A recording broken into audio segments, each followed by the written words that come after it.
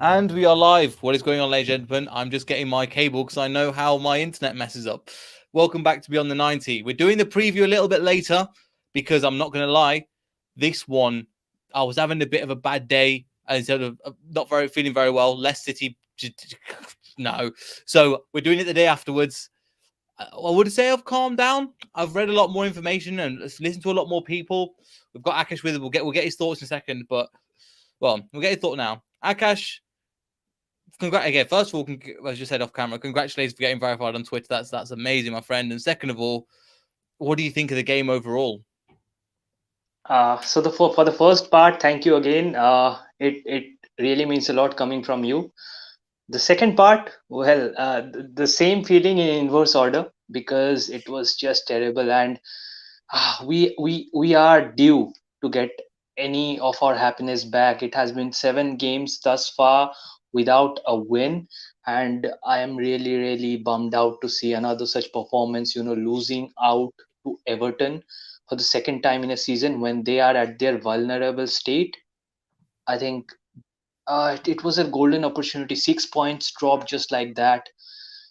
We Mm-hmm. were sort of optimistic that we had these 2 games remaining in hand, and we had the upper hand against a side that you might say that is at their very worst. There is no other way to put it, but we just gave them the hope to survive it for the next season in the Premier League, and that is speaking volumes because many of the other supporters of other clubs wanted Everton to go down because they have had this rich history when they have never gone down. So it would have really meant something and brownie points for Liverpool supporters, but we Mm-hmm. just failed miserably. That's how it felt. It was miserable. I mean, we started off quite well, but then it just, for me, what I don't understand is that Brendan seems like he's losing it. There was no, Absolutely. he's just completely lost it. I mean, he started off with I looked at the team sheet and went, what are we playing? Okay, we're playing 3-5-2. And then I was thinking, okay, who's the left winger? They went KDH as a left wing back when you've got Thomas on the bench. I just thought that was strange. It didn't, and considering there's a couple of things. Obviously, that's one thing. Second of all, with the three at the back against a team that's going to sit when I can't remember the last time we played three at the back. So that one again made no sense to me.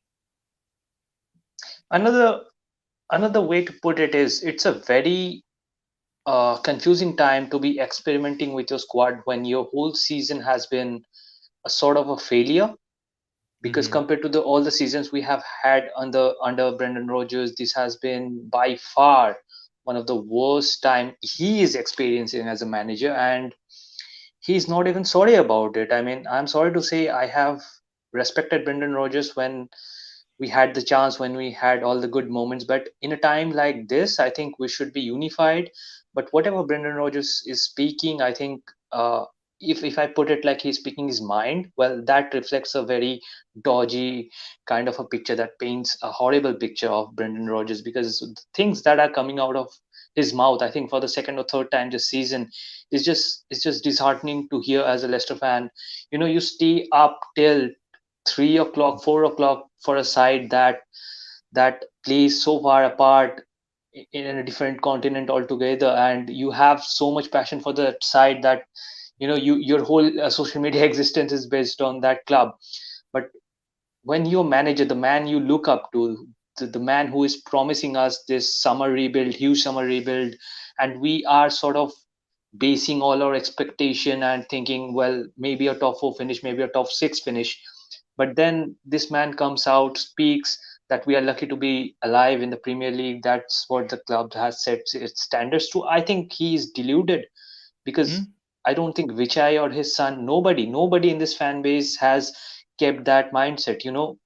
Back in 2010, maybe after 2014, that could have been the mindset.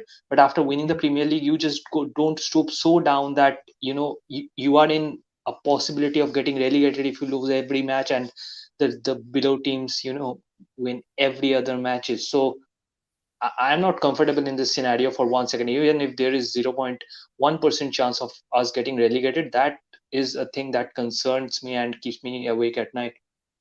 Yeah, and it doesn't. It really does concern. And we've got a special guest. He's just appeared. We've not seen him in a while. Alex is here. We've got 3 continents going on at the moment.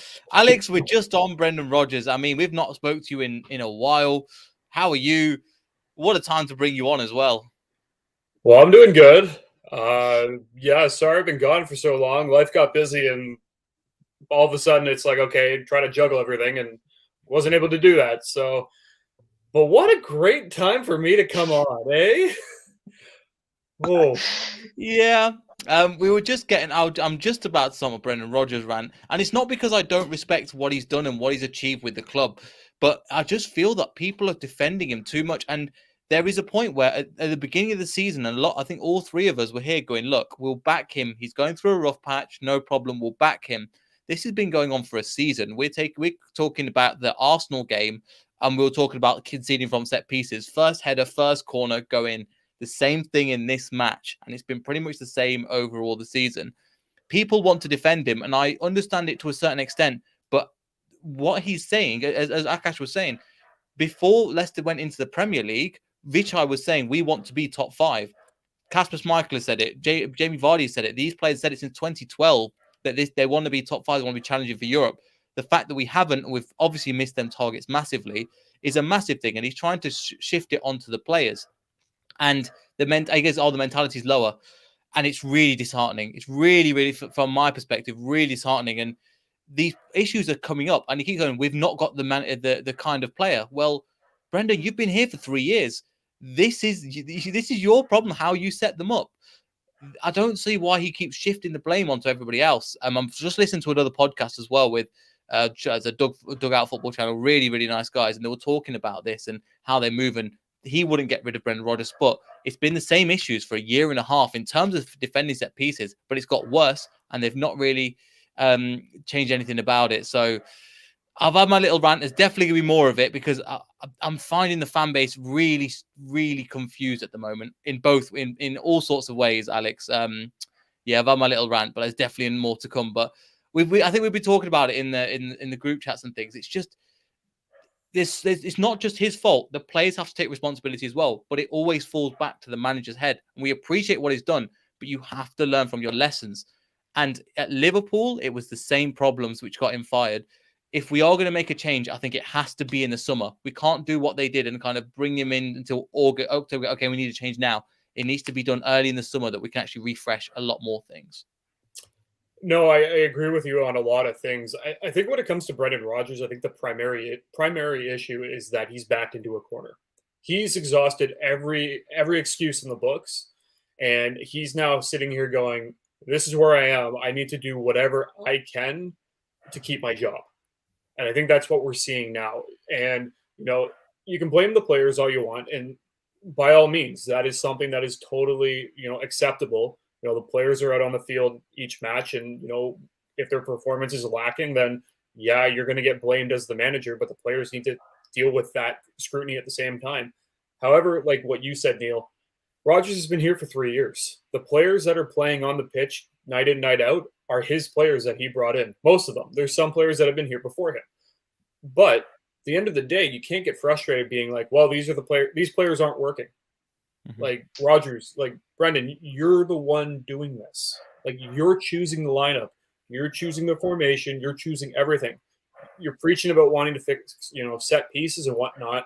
You can say everything you want, but if it doesn't if nothing changes on the pitch, then it's just empty words. And I think that's one thing for myself I've seen this season is a lot of what Rodgers is saying has really just started to seem like empty words, empty promises at this rate. And that's a dangerous area where he's landed himself, because I completely agree with you. We're in a situation where it's either the board have to give Rodgers full support for a rebuild in the summer and throughout next season. December, pending where you are in the table and whatnot, you decide as to if Rodgers is the right man for the job, or clean slate, start fresh in the summer.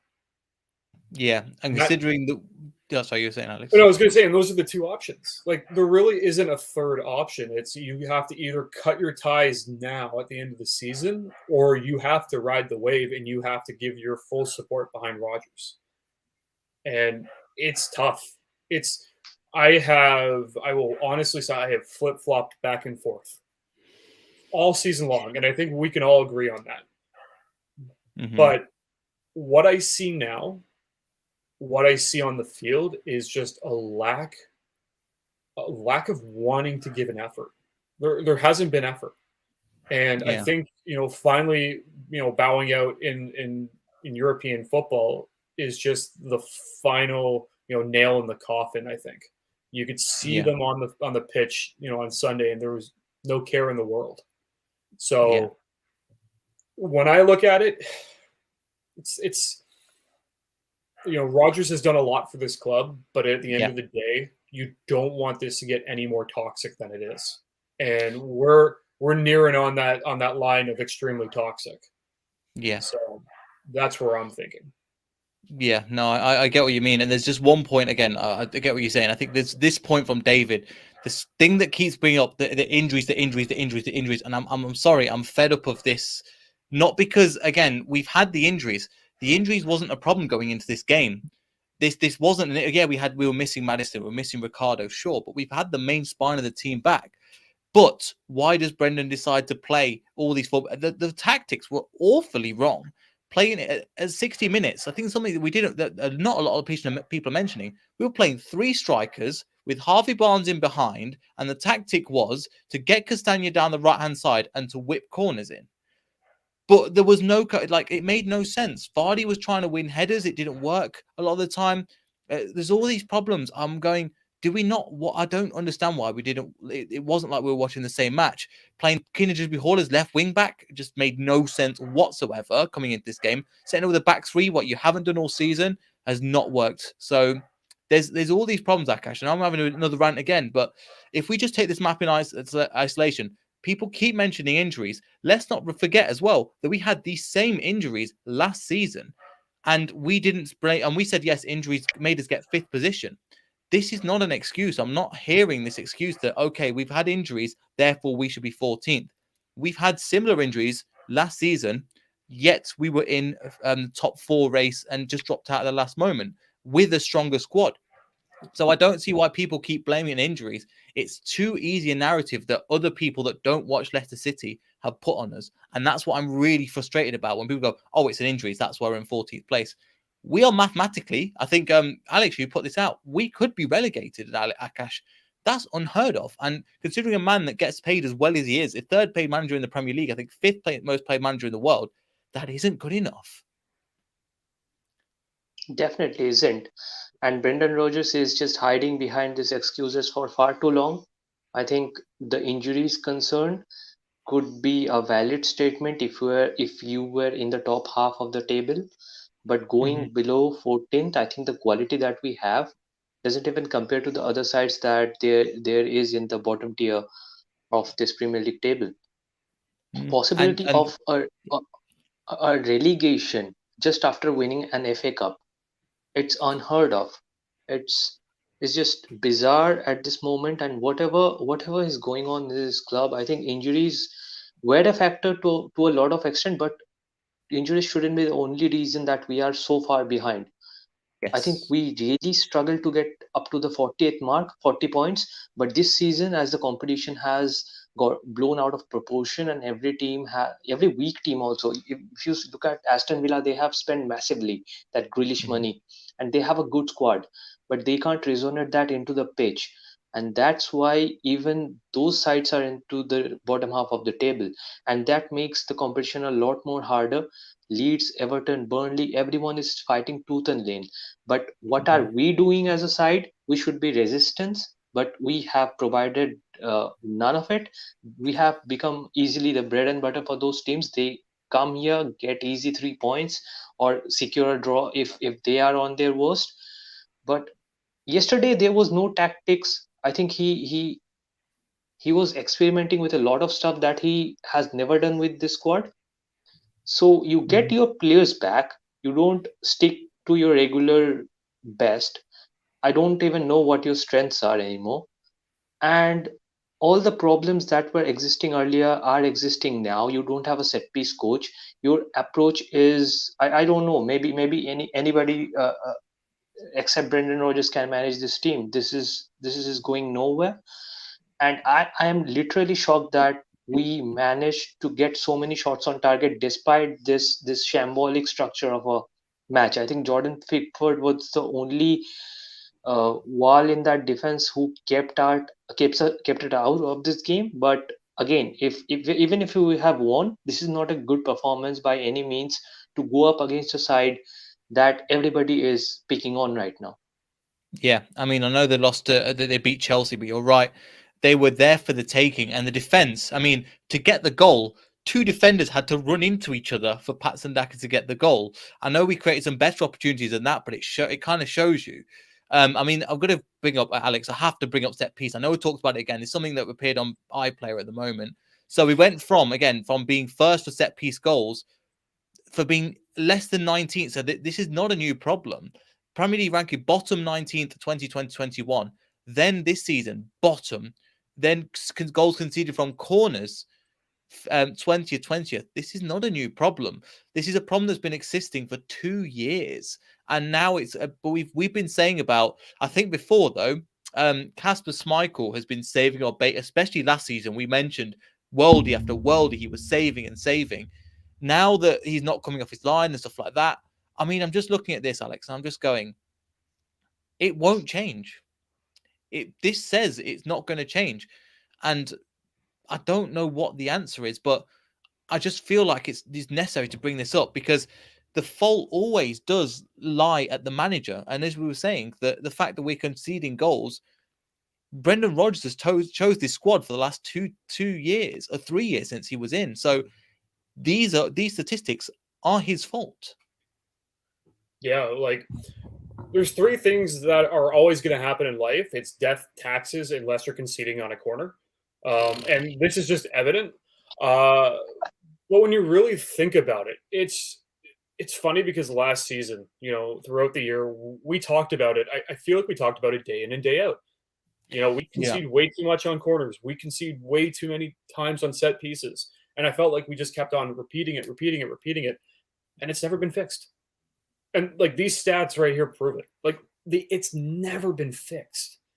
And this doesn't fill me with any confidence being like, okay, if Rodgers does in fact stay, like if he does stay next season, it's not going to change anything. Like this is going to stay the exact same. And talking about the table, like the fact that mathematically speaking, there is some god-awful way that Leicester are actually still have the possibility of being relegated is like astounding to me. Like it's highly unlikely. Like the amount of basically so nobody actually has to do all the simulations and whatnot. Basically Leeds, I'll bring Burnley, up your tweet. Everton, and Southampton all have to win every single game, and Leicester needs to lose every single game for this to happen. It's 3 games towards the end.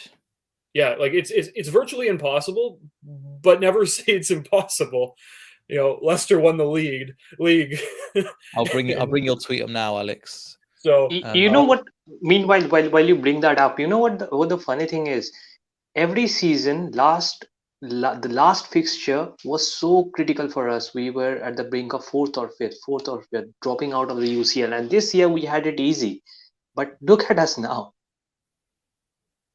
Like, yeah, it really, and it's funny because I remember at the start of the season, I mentioned, I'm kind of worried. There's slight worry, and then we started, figuring things out, mid-season. It seemed like it was like a glitch in the matrix. That's the way I kind of view the middle half of the season, because we're back to our ways. Like in this, I know this is all a simulation, but the fact that Everton could finish 11th in a simulation like this astounds me. Matt Piper also brought up the fact that we could finish in the top half of the table. Like that is a possibility if we decide to pull our heads out of our asses. Like that's a possibility. But like it just comes to show you how close the bottom of the table really is. And that you know, there's people, there's fans, supporters, and the way Rogers is talking is that there's 4 games left, we're fine.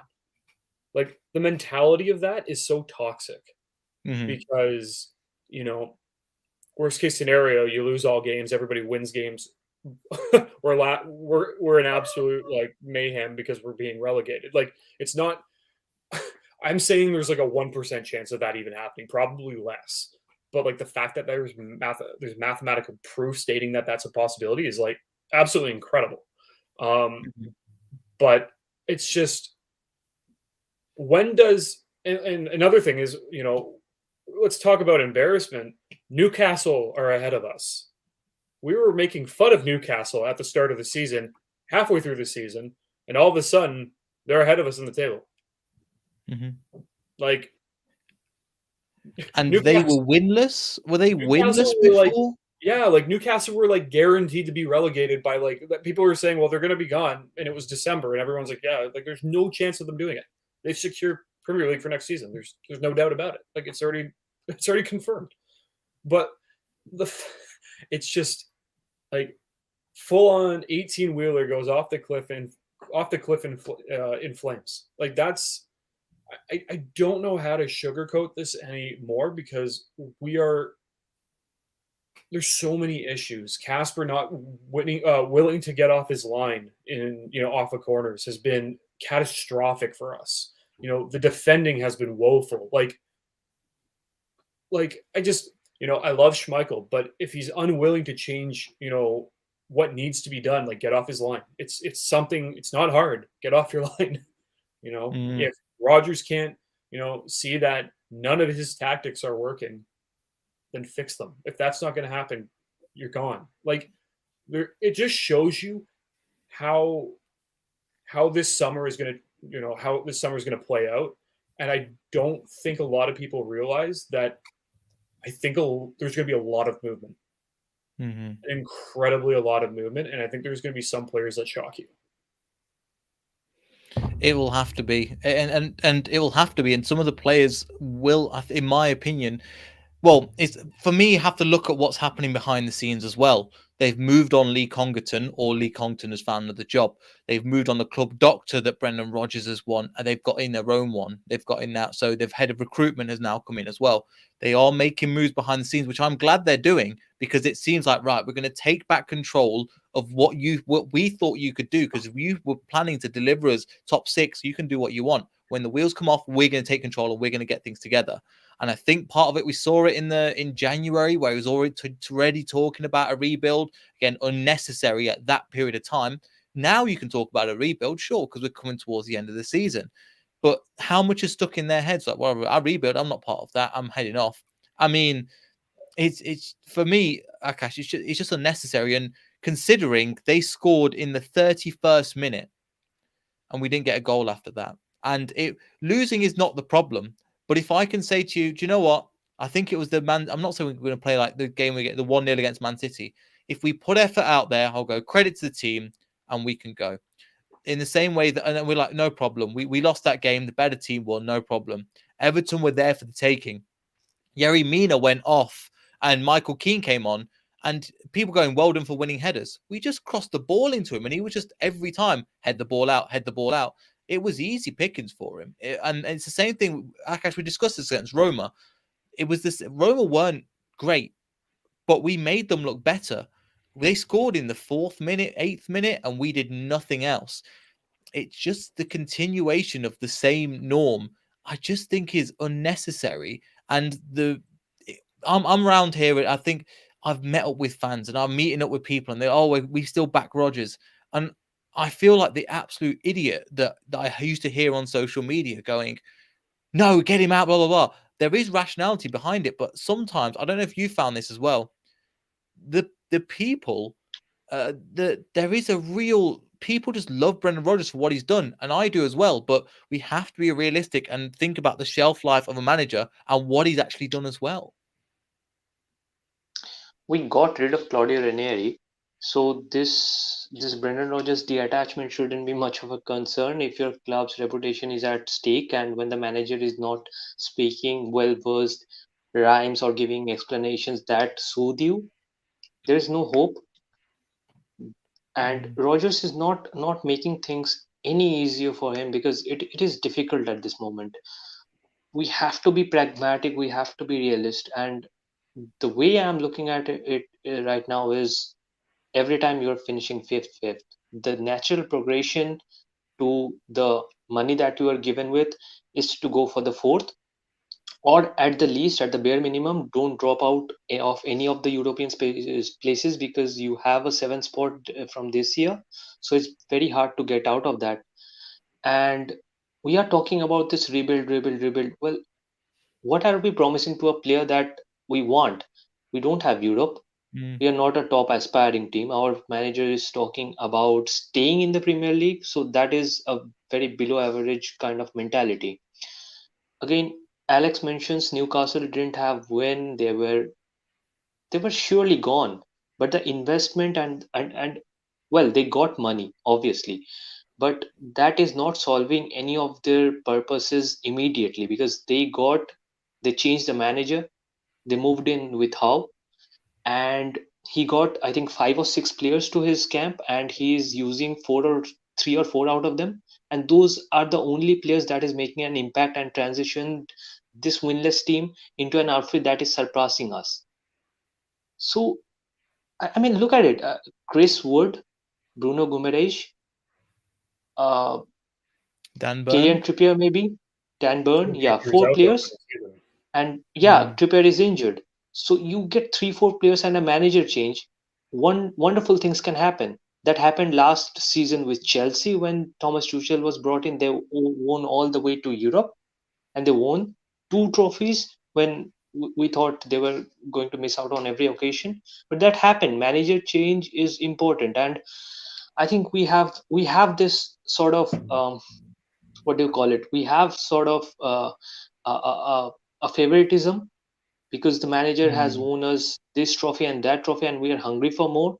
I think Mhm. Yuri Tillemans comes right into that radar, because if you look at Yuri Tillemans from a neutral's point of view, the way he has misfired this season is shocking.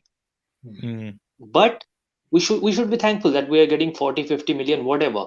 If somebody is playing 40 million after his performances this season, we should be thankful. But most, or maybe a fragment of our fan base, is not, because we have that syndrome, the Mario Götze syndrome. He scored in an important match, and that makes us immortal in our clubs, or in this case, Germany's legacy. But he's not that kind of a player. I think he can be easily replaced by our academy outputs. But Mhm. we have to come in terms and balance those two thought processes. We shouldn't be indebted to a manager because he has achieved this and that, because we got off uh, in good terms with Claudio Ranieri. Ranieri. We can't. Mm. Why can't? Yeah. Why can't we do it with Brendan Rodgers? And the second thing is, when our recent history, I mean, the league's recent history is showing that managerial change can do wonders if the club has abundance of talent. 2 or 3 players. Well, Brendan Rodgers got 2 players. They were absolutely abysmal, 2 defenders from Southampton. Why are you buying from a club that has literally conceded 9 goals in within 2 seasons? I don't get that logic. Even if Mm. they're fantastic player, I think it's not a safe option to go for 2 players of a club that has done this remarkable feat twice. So obviously, I think if we went for Che Adams, it would have made sense. He's a goal scorer. Danny Ings, obviously a goal scorer, but a Salasu. defender from a team. Mohamed Salasu was a great player, and I watched him play. I think it was the 1-1 against us, or when we played them, I think we didn't win or we got a 1-1 draw. And I watched him going, that dude's a talent. And thank God we're getting the scout that got him. Do you know what I mean? Because he was a cracking player. He was available. We went Vestergaard, and in my head, I went 6'7" defending set pieces. It's like going out Anything on a but. cuisine and ordering Canadian food. I'm not going to answer that one. You see, it's what happens. Brendan, you're making us fight. Or Swedish food. Nobody goes out for Swedish food, let's say. Canadians can fight. Just You go haven't watched protest hockey. peacefully. Like, tip over a garbage can, but like pick it up after. I know. But yeah, it was just the performance, and it was just things like they had one corner and they scored. And it's pretty pathetic. It's almost laughable because you have to laugh because I've been crying the entire 24 hours before this bloody game. Because it's felt like that. I mean, the tactics were just strange. And when, for example, when we were playing Mendy, we took Mendy off, we put Vardy on, and then we're trying to have 3 strikers, 1 winger, 1 right back, trying to go forward. No idea what's happening, and I just don't quite understand like what was happening. And for example, Brendan Rodgers obviously has his favourites. When Lookman performs, why don't we give him the ball more? I don't understand. When Daka scores and you can see how much it meant to him, giving it the large to the crowd, not scored since February, why take him off? When he has this weird mentality of taking players off. When we said leave Kelechi Iheanacho after he scored, he'll take him off. Lookman's been playing well, he'll take him off. And there's things like that. I'm just like, well, why? And I think it was it early this season where Lookman was our best player on the pitch. He started to remove him, and the crowd booed. Well, I can't remember what game that was, and the crowd booed. And Brendan Rodgers came after the crowd and goes, "Why are you booing my decisions?" Like quite egotistically, in my opinion. I don't know if you remember what match that was. I want to say it's Burnley, but it was earlier on this season. I remember at home, and I remember very vividly the crowd booed. So I was like, "What are you doing?" And he was on that right, and even in that case, take it back to the Roma game at home. The goal came from Harvey Barnes creating the space on that left, whipping it in, and then I think Lookman or whoever got it in touched it to the back of the net. I don't understand if that tactic's worked. Why would we do it? Why won't we do it again? So this is another thing I have with Brendan Rodgers.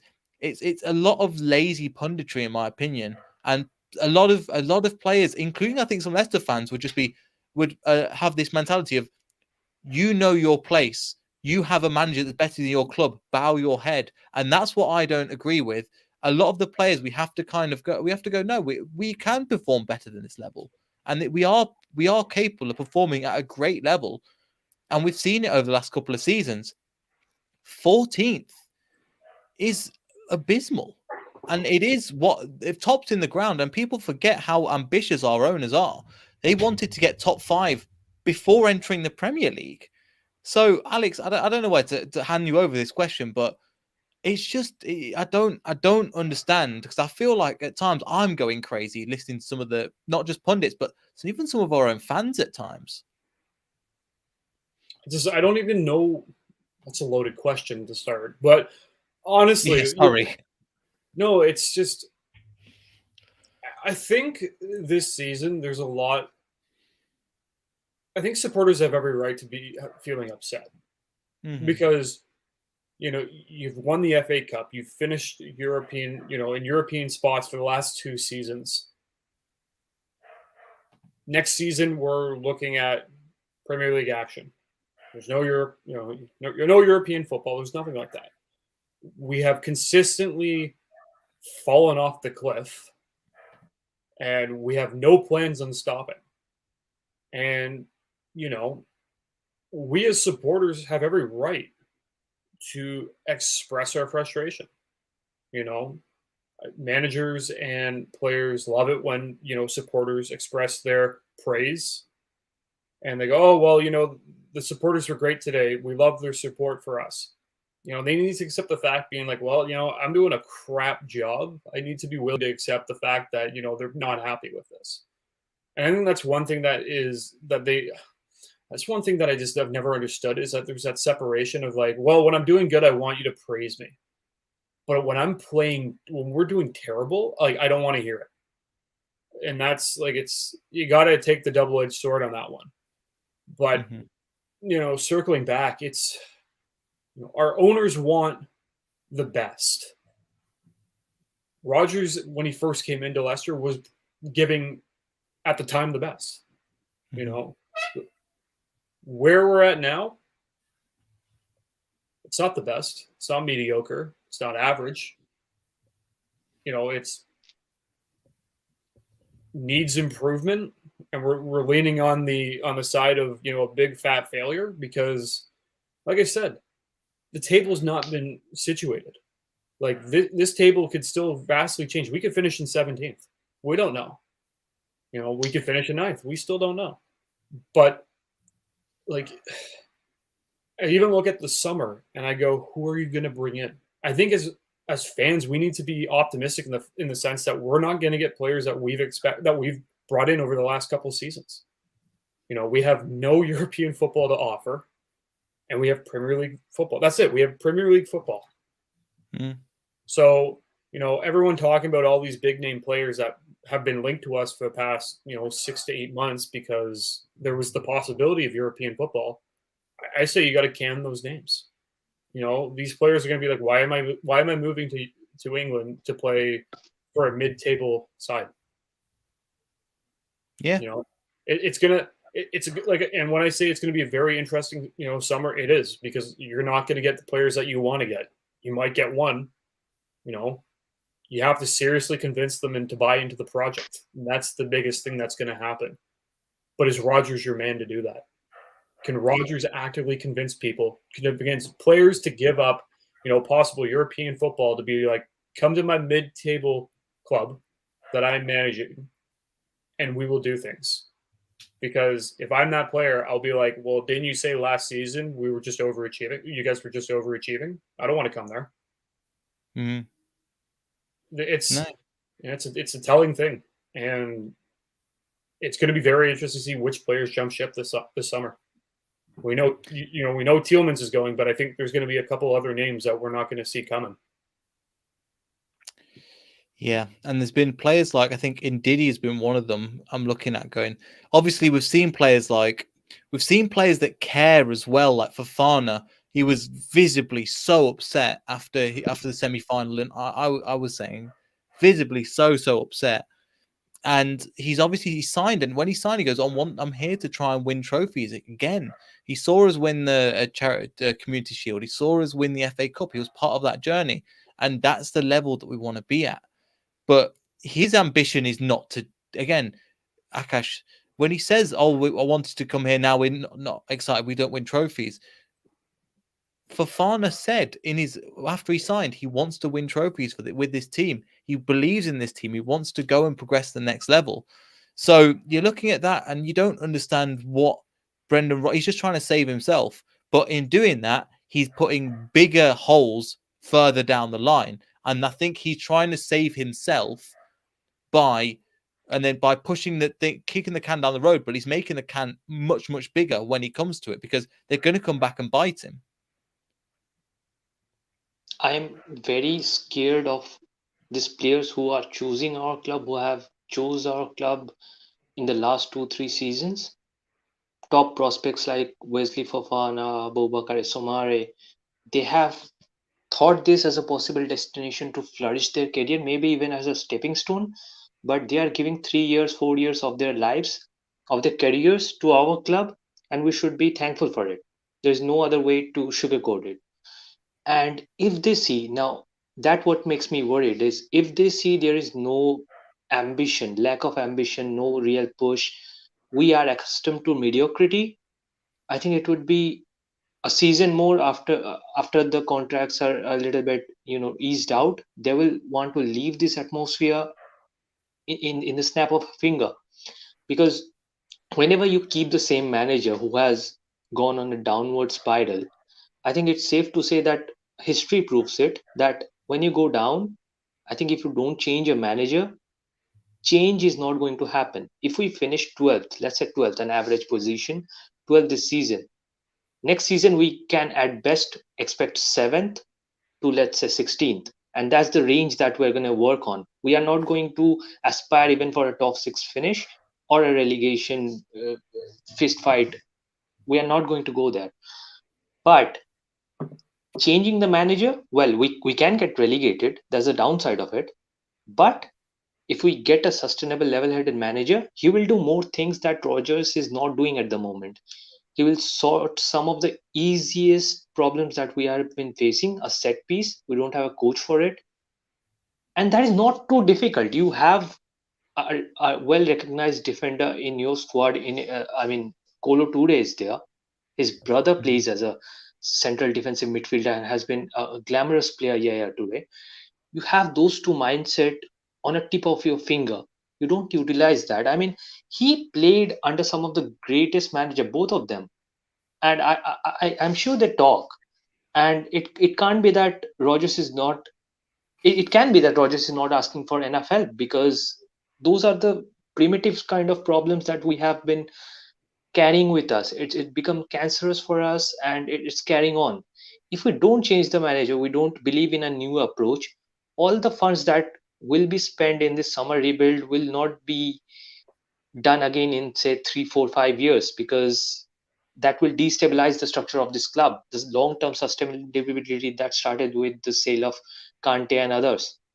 So we are jeopardizing that by believing so much in Rogers and praying our gratitude towards Rogers. That shouldn't be football. Football is business today. Mhm. And if you lag behind with your sympathetic nature, I mean, there is no ceiling. Today you see Manchester City getting behind Erling Haaland, Real Madrid getting Kylian Mbappe. So where is the ceiling? The competition is endless. And if you are not a competitive manager, if results don't matter to you, surviving, well, that's not the ideal manager for me. I'm sorry Mhm. to say, but I have backed Rogers, I think half of the season, but now I'm just losing it. Yeah, me too. And we did, and I've been asked. I remember after we got absolutely smashed by Chelsea, I think in November, um, both Saeed and Lewis were both there going, it has to be the manager's fault. It has to be the manager's. And I was I'll go, I can see a point, but I'm still backing him. And that was all the way in November. I was hear rumorings of it. And then we forget the Nottingham Forest result, some of the Tottenham result. Again, I'm not just blaming Rodgers for that. The players are also to blame for that performance as well. But the manager has to take the flak, and it's not. And I've been, if it's a period, Alex, where it's like, okay, 2 or 3 games, bad run, okay, it sucks, it hurts, but we can take that one. It's not got better. It's actually got worse, and that's the worst thing. And so you're taking it from the beginning of the season where we've been poor to now this season where we've been terrible. If you equal it out, it's on a downwards trajectory, and it's not planning to turn around anytime soon. No, and when it comes to the players, they need to buy into the system. They Mm-hmm. need to buy into Rodgers' system. They're not buying into it. So that just shows you it's evident that Rodgers has lost the locker room. Like Mm-hmm. that doesn't like that relationship doesn't exist anymore. So you have that. The players are just have every they have to take the blame themselves because they're on the field every day. Mm-hmm. Like it falls on them too. But when situations like this arise where things have not been fixed and continue to get worse over a long period of time, and this is 2 seasons now, it's not like we're talking about 6 weeks. These are concerns that we vocalized almost 2 years ago and saying this is an issue, this needs to be fixed, and it never got fixed. And now everyone's like, well, why wasn't this fixed? And we feel like we've been talking to a wall for the past 2 years because we've seen it happen. The first domino to fall is always the manager. It has to be. And I've been very, I've been very Rodgers in for a very long time. There's been many times throughout the season where I've definitely, been on that fence being like, okay, is he going to say something stupid that's going to throw me over? And there was a few times that he said something stupid and, I was leaning on that Rodgers out and I was very close to touching the ground being like, get me out of here. This is it. Mm-hmm. But, I'm looking at it now and I'm looking at what can be done. There's no easy fix. There's no quick fix. The issues that have gone on is not something that can be solved with a rebuild with new players. The first thing that needs to happen is, the leader of the dressing room, I think, needs a change. And the leader of the dressing room is the manager, in a sense. He leads the squad out. So Mm-hmm. manager needs to change, in my opinion. And I think that's the only way you start to move forward with this. Because if that doesn't happen, no matter who you bring in, and you could see this with other clubs, like look at Man United. Man United are an absolute mess. You know, they brought in Ronaldo, didn't fix anything. It's just they're still a mess. And at the end of the day, you need to just kind of clear out the toxicness. And I'm pretty sure it's not just, you know, Rogers is definitely one piece of that, but I definitely think there's a few other aspects in there that need to be taken out. And I don't know who that is because, you know, we're not in the dressing room, but I definitely think that you're looking at this and you need to look at it. You know, you got to take off those glasses and just look at it as be like, you know, this is a business. Like Akash said, it is a business. And, you know, the owners are going to look at this and be like, this is not what we signed up for. You know, we're finishing in the bottom. We need a fresh start. So, you know, we can, you know, for those who want to defend Rogers, they can go right ahead. But at the end of the day, you know, who's to say we're Everton next year? That's the thing, and I'm just looking through the results now, and just in general. I mean, even looking at the table, where we are, we've won 9, we won 11, drawn 9, lost 14, -7 goal difference, 42 points, scored goals for, we conceded 56 goals, and I just tried to find some of the results and the matches that we had, and it just feels sad. It just genuinely. When's the last time we got a win? Newcastle beat us. It's just a lot of the things are culminating now finally, because I think throughout the season, probably in 5 to 6 matches, we have called. I mean, we have asked that Rogers should definitely be gone after this performance, and it never transpires to be. And all those near escapes has made the manager so much arrogant that he's not even trying. And we saw red flags all around. Let's not kid ourselves. We saw many such performances when, you know, we had reached the tip of the iceberg, but what we did, we stuck with the manager, we bagged him, and now we are in a situation, and make no mistakes about it, now if you sack the manager, a new man is coming in who will be very having very little understanding of the club and its policies, and he will have to be in charge of a rebuild. And logically, you shouldn't get Rogers out. But again, if you think what Rogers has done this season, there is no recovering from this mess. So we have put ourselves and made the monster that Rogers is portraying himself in front of the media. And I'm sorry to say, when you don't take decisions or calls and you give your manager, also manage Brendan Rogers, let's not make this out of proportion, but Brendan Rogers shouldn't be among the top 5 earning highest paid managers in Europe. He doesn't come close to, I think, 10 of them. He has done a lot in Scotland, yes, with Celtic, but apart from that, very negligible contributions. If you even compare him with Ranieri, Ranieri did some remarkable things back in the day in Syria and all that. He got promotion, he got a cup to some of the sides, and he has done, I think, 2 or 3 times then the miracle with us.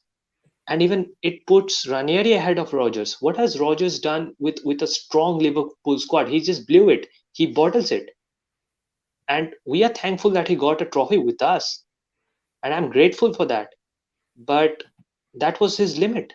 And there is no silver lining after this. It's the end. And we have put ourselves in this precarious position where if we get rid of the manager, it will destabilize the club ahead of a rebuild. And the rebuild is the most interesting, crucial, even worrying at times. And it will be a summer of, you know, full unexpected news and all those things, because we don't have Europe. We will be settling for a secondary and tertiary choices. There is no other way. That's the thing, and the thing is, I've been speaking to some Liverpool fans about this as well before, and we've done 2 videos with Doug on this channel now. Then you can go and find them. And he was talking about the same thing: set piece issues, signing wrong players. I mean, they signed under him. They signed the wrong time, and he's not learned his lesson. Also, he threw his management under the bus when he was Liverpool manager as well, getting them fired so that he could keep his job, and then he lost his job afterwards as well. It's not a decision, so that this likely, and we're not just judging this on one match. We're going back quite a while now, and it's the mentality is it's just in the mud, and it just needs to change. I mean, it was, and just the form of play, Alex, has been. We want to play back. It's just backwards, sideways, boring, and it just didn't. I don't know what else to say. I know we've been going 50 minutes, but I don't know where this is going to go. I mean, I was going to do a preview for Norwich, but the reason why this one's late, I'm like, I just couldn't get my head around to actually going and doing this, to be honest. No, you said it correctly. If I'm going to be honest, I watched about 25 minutes of this match. That's how much I watched. I watched the highlights afterwards because I couldn't bother. It's rinse and repeat every single week. And I'm honestly at that point of this season where I just want the season to end. Like, we have 4 games left. I'm probably going to miss 3 of them because of the schedule and how they work out. And when the last game of the season hits, there's going to be more exciting matches to watch. If I'm being frank, we could see a relegation dogfight. We could see a battle for, for who wins the Premier League. Like, am I really gonna? Like, the last match is what? Southampton versus Leicester. 2 mid-table teams duking it out for some position, some in the middle of the table. Like, I just. Like, I probably will spend my time on the last day watching another match because that's how this season has transpired. It's like, seriously, like, I just, at this point, like, I'm ready for the summer. I'm ready to talk. I'm ready to talk about insane, stupid transfer rumors that will never happen because there's no chance that player will ever come to our club right now. Like, I'm excited for that because it's going to give me all this false hope. And we're like, well, there's going to be a chance. And then they're going to be like, there was never a chance. It was just all paper talk. I'd be like, well, yeah, but it was still fun to talk about because this is such a nails on chalkboard type pain. It's coming on, putting a smile on, being like, I'm not happy. And you can see it on my face. I'm not happy. Like, it's just one of those seasons. It's just, the players have, mailed it in. They mailed it in a while ago. They've been on the beach for like 6 weeks now. Yeah. So, like, couldn't even get up for an FA for a European semi-final in one of the best stadiums in Europe. So, just, well, yeah. That's it. That's the thing, and that's what who can we? You're right. It's like, who can we attract, and what are they going to bring? The only thing that can really save us now, because we do need some strong figures, I think, as well, in terms of people leading the team. But I think with the recruitment, it's got to be spot on. But Akash, we have to sell before we can buy, and that's just going to be our way of performing at the moment. Absolutely. And selling, well, Unity 11 is the main one.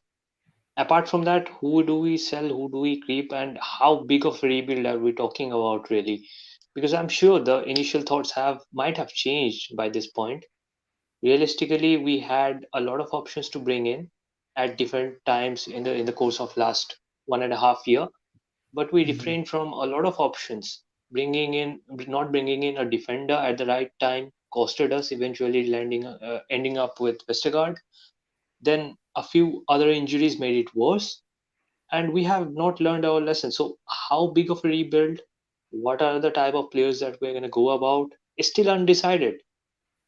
It literally depends on those last 4 matches, what position you are in. I think you can't climb beyond a certain point. I think 8th or 9th will be the highest possible.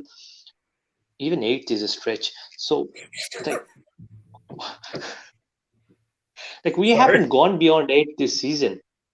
That's our limit. We shouldn't be expecting out of these 4 fixtures. And as Alex was saying, might as well watch Liverpool City. How do they fare? Or maybe if you don't want to watch other teams, watch other teams in the Premier League as a whole, get over to the other side, get over to Italy. They have a pretty good battle going up for the Milan 2 million clubs. So watch that instead. Our season is officially finished. We can get excited about the transfers and whatnot. If even a managerial change, I think managerial change is the one thing that we are gasping out for, but don't know if that's a possibility or not. We'll have to see. I mean, I've pretty much not got anything else to short about. Want to shout out some people out in the comments. Big up to Chris, Leicester TV. Hopefully everything goes. Hopefully everything's good now, Alex. Not sure ways, but all good there. So make sure you go and subscribe to Leicester Dan TV. We've got another. Again, we'll have to shout out some of the people that have been commenting because again we've missed it. We've just had a bit of a rant this one because I think we need to get it out of our systems because is a lot of the that's how it feels at the moment. Ant's here as well. So make sure you go subscribe to his channel. The link in the description. Yeah, make sure you go and follow these guys on Twitter. I mean, thanks to Ethan, Naeem for commenting as well. Naeem's got a channel as well. You can go and follow him. Ethan, thanks to you as well. Just to try and cheer me up a little bit because we appreciate you guys getting the comments. Not we've been doing it. David as well. There's been loads and loads of comments from you. I appreciate them. Brooklyn as well. Thank you so much. He probably must be dumb. Yeah. And that's kind of your feed. Yeti boys here. Just all of you that have been in here as well. I think Fox to Fox was shouted out earlier as well. So your comments been coming in thick and fast. Thank you guys so much for your comments. Can you put my meme up on screen? Knowing you, if it's on Twitter, I'll get this stream banned if that's probably you. And if you enjoyed the video, like, subscribe. We're back for the Norwich game if I'm awake because 10 o'clock that one will be, and that might put me to bed. We'll do a post after that. Make sure you go follow these guys. Link in the description to all their Twitter and everything. Apart from that, see you all later. Thank you and goodbye.